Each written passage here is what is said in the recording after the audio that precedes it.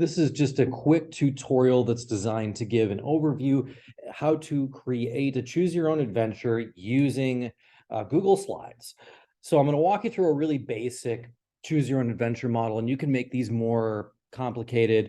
You can make them easy, whatever you'd like to do. The process is actually really simple. So I've got 5 slides here that I've set up, and we're going to figure out a way so that our user can work through the slides and click through them. We're going to start with the first slide here. So on the first slide, all we want is for our user to be able to click the begin button and it takes them to the next slide.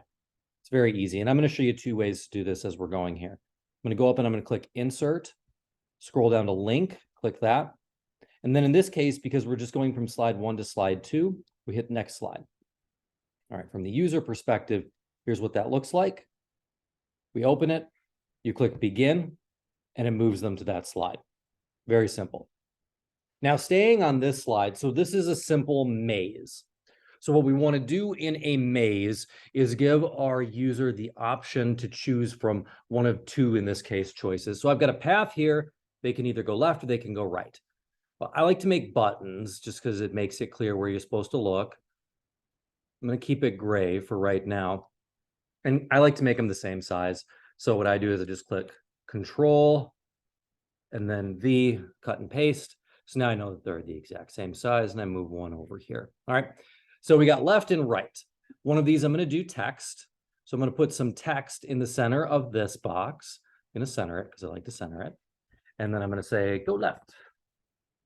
And I want it to be in the middle of the box. So right there. So now I've got it in the middle of the box. Now for go left, we're going to again put a link in, but I'm going to show you the other way to do it. You can go right up here to the top right-hand side and click insert link. It's a shortcut. And in this case, again, we're just going to the next slide. So we're just going from slide 2 to slide 3. So we do that. Let's go back, see how it looks for our user. Play. We go to begin, go left, up, and we're in another wooded path. All right. Now, let's say we want to do a cycle. So one of the things we can do to make that happen, well, first let's do the right-hand one, actually. I think it's a little bit easier. Now I'm going to do this one with an arrow, just so that you can see that you can do images as well. So instead of saying go right, I want to make it clear, so let's make that black. I'm going to have an arrow pointing at the right-hand path. So you could have your user click on that. Now, in this case, we don't want them to go to the next slide because that's what happens if you go left down the path. But if you go right down the path, we're going to insert a link. It's pretty simple again. We're just going to type slide 3 because we're going to go to slide 3. You do have to hit it. You can't hit enter. You've got to click on it. That's going to take you to slide 3. All right, let's try it. Here we are. Begin. We already know how to go left. Let's go right. All right. Oops, that took us to the wrong one. It's because I did slide 3 without thinking. So let's edit that. Seeing how to edit it is actually kind of useful. I'm going to push this edit button here. Just going to delete it, all of it. We meant slide 4. Slide 4. Now let's test it, see if it works. Should take us to the dragon page. There it is. All right. Now we come upon this dragon. We're going to have 2 options. Punch it in the face or run away. First thing I want to do is add a loop. Loops are super easy in mazes, and they're really good. So what you're doing is you're looping back to an original slide. This allows you to have less slides overall, but more content. So I'm going to hit insert. I'm going to do link. And I want to send us back to slide 2, to that initial choice screen. So let's go back to this one. Let's take a look at it. We're going to go right. There's the dragon. We click run away and we come back there. So we just looped it around. Now, one thing I will say that's really useful, you don't have to do this, but it's really useful when creating these, is to create a map. So what you would do is you would create a written diagram. It looks like some sort of a family tree chart with arrows so that you can remember what slides go back to which parts.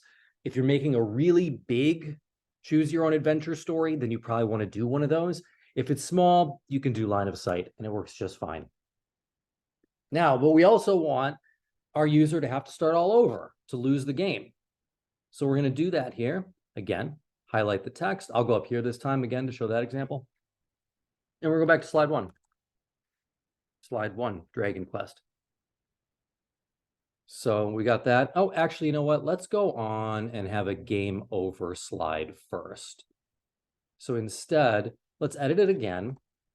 I'm going to do slide 5. So let's get rid of this. Here we go. Edit it here. Do this. And we just want to do next slide. All right, let's see if that works. So we go back here, punch the dragon in the face, click on it. The dragon bites your head off and you lose. All right. Now let's put on this one. And I usually make this shape a little bit different just for the sake of argument. Go down here. Let's make it look like this. We'll make it like red because it's like a stop sign. All right. And we'll make the text box like this. And we will say start over. All right. So just like that. And then we'll loop our user all the way back to the beginning. Just got to highlight it like that. Insert. It's just repeating over and over again. So you're just repeating the exact same steps over and over again. So now we've got start over. So if we go from the very beginning, we just click begin. We're going to go right. We punch the dragon in the face and we lose. We have to start over. And it takes us back to the beginning again. So that's just a really simple, easy way for you to create choose your own adventure stories and maze stories using Google Slides. It's not a hard process at all, and it allows you to do something that's a little bit more creative. And I do this for a lot of different things where I'm trying to get more of a simulation feel depending upon how I've crafted the lesson. And that's useful. I've got a link in the show notes to some of the other ones that I've created if you'd like to check them out. And otherwise, happy creating.